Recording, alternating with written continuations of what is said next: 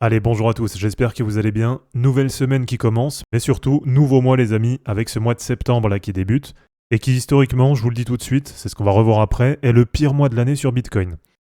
Donc aujourd'hui, ce qu'on va faire, c'est qu'on va faire une analyse sur de l'hebdo, déjà tranquille sur Bitcoin, voir un petit peu comment ça a évolué depuis la semaine dernière, et par rapport au niveau qu'on attendait, que je vous avais donné à surveiller en clôture hebdo. Et puis après, on se posera un petit peu sur la charte en mensuel, qu'on regarde pas souvent, c'est vrai. Et puis on ira faire un tour sur CoinGlass avec toutes ces datas sur Bitcoin et sur Ethereum. Vous allez voir qu'il y a pas mal de datas sympas et on va essayer de s'en servir pour déterminer ce qui peut nous attendre là sur le mois de septembre.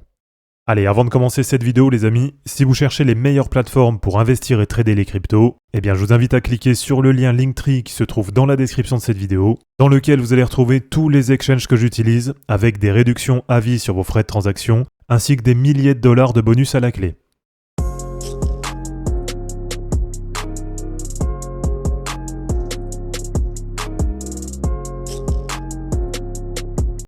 Alors pour commencer déjà sur Bitcoin en hebdo, on va passer assez vite puisque finalement il y a très peu de changements par rapport à l'analyse de fin de semaine dernière, avec une bougie sur la semaine dernière qui est vraiment pas belle.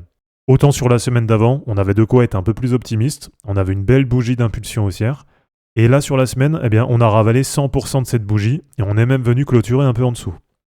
Donc finalement pour l'instant on reste toujours un peu dans la même dynamique, donc ça change pas, il y a toujours pas mal d'indécisions sur Bitcoin. Mais ce qui reste quand même assez positif, c'est que pour l'instant, vous le savez, on reste toujours dans ce canal descendant. Donc tant qu'il n'y a pas de break vraiment très franc de ce niveau, qui nous fait maintenant un bas de canal autour de 54 000 $, très franchement, qu'on soit ici ou ici, tant qu'on évolue dans la figure, c'est à peu près toujours la même chose. Alors du côté des moyennes mobiles, on l'avait noté la dernière fois, on a la moyenne mobile 50 hebdo qui est en train d'arriver. Donc là c'est positif, puisque normalement c'est un gros niveau support, et là ça va être décisif. On verra si on arrive à tenir ou pas cet MM50. Comme ça avait été le cas, par exemple, souvenez-vous, à l'été 2021, où à l'époque, pendant plus de 2 mois, Bitcoin avait temporisé. Et derrière, c'est justement cet appui sur la MM50 hebdo qui avait permis de repartir à la hausse. Donc on verra cette fois-ci. En tout cas, le fait qu'on ait la MM50 qui arrive, ça doit quand même normalement nous marquer la fin de la temporisation. Et donc sans doute que ça y est, d'ici quelques semaines, on devra avoir un mouvement qui devra arriver sur Bitcoin. Sur Ishimoku, c'est un petit peu pareil, on l'avait notifié aussi la dernière fois. On a le haut du nuage qui est en train d'arriver. Et donc ça ressemble aussi un petit peu à ce qu'on avait à l'été 2021, avec, comme on l'a vu, un Bitcoin qui avait temporisé et qui était venu en même temps quasiment s'appuyer sur le haut du nuage et qui avait réussi derrière à repartir à la hausse en longeant le nuage. Alors sur du mensuel, c'est vrai que c'est une charte qu'on regarde pas souvent, puisque l'hebdo ça permet quand même de faire des analyses qui sont un peu plus précises. Mais sur du mensuel, voilà, pour l'instant il n'y a pas non plus de quoi s'inquiéter. Là, quand on regarde, on est juste en dessous de la MM7.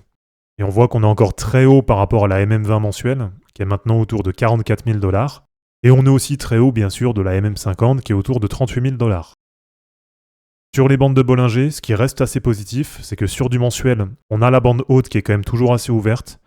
Alors bien sûr, elle monte plus à la verticale comme c'était le cas en novembre-décembre 2023, mais ça reste quand même assez ouvert. Et c'est aussi le cas sur la bande moyenne.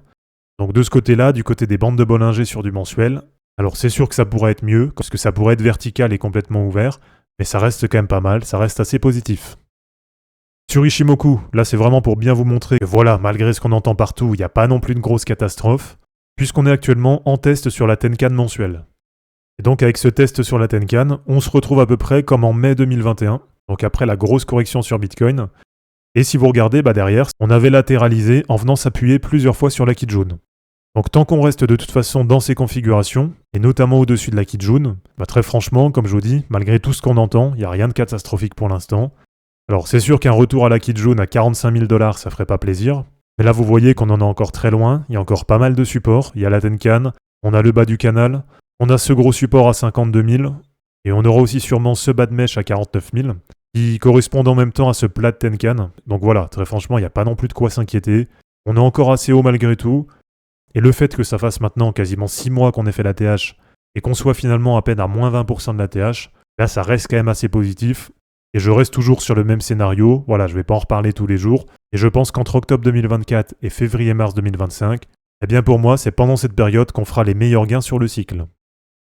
Allez, pour terminer les amis, un petit tour sur CoinGlass, avec la performance moyenne de Bitcoin et d'Ethereum, que ce soit au trimestre ou au mensuel. Et si on fait un zoom sur le mensuel, alors comme je vous le disais en intro, attention, puisque le mois de septembre, c'est le mois le plus pourri sur Bitcoin. On a une performance moyenne qui est autour des moins 4,5%. Donc ça peut paraître pas beaucoup comme ça, mais quand on compare par exemple avec le mois d'octobre ou le mois de novembre, eh bien on voit que les performances en septembre, c'est vraiment tout pourri. Et à côté, en octobre, on est sur une moyenne à plus 22,9%. Et le mois de novembre, qui est le meilleur mois de l'année, on est sur du plus 46,8% en moyenne.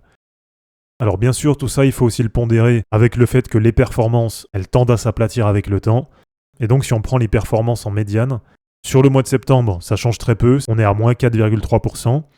Sur le mois d'octobre, on est sur du plus 27,7%. Donc là, on voit vraiment que octobre et novembre, c'est les meilleurs mois de l'année. Et sur le mois de novembre, on est en médiane sur du plus 8,8%. Donc là, dans tous les cas, sur le mois de septembre, sauf si on a un miracle, mais ne vous attendez pas à grand-chose. Et là, si on prend tout l'historique de Bitcoin, si on regarde, il n'y a pas beaucoup de mois de septembre positifs, avec au mieux un plus 6%, un plus 3,9% l'an dernier, et une fois un plus 2,3%. Donc à part ça, il n'y a vraiment que des mois baissiers sur Bitcoin. Donc là pour septembre, je vous le redis, mais ne vous attendez pas à grand chose. Prenez votre mal en patience sûrement une dernière fois avant que ça parte. Et justement pour ce mois de septembre, on va essayer de profiter de ces corrections, on va essayer de recharger une dernière fois.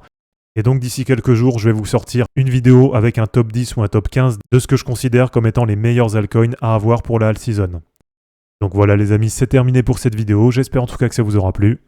N'hésitez pas à l'aimer, à la commenter et à vous abonner pour en suivre d'autres. Je vous rappelle que dans la description de cette vidéo, vous allez retrouver tous les liens utiles et les liens pour me soutenir. On se dit à bientôt pour une prochaine vidéo, et d'ici là, ne capitulez pas, car les fortunes se créeront en portant vos burnes. Ciao.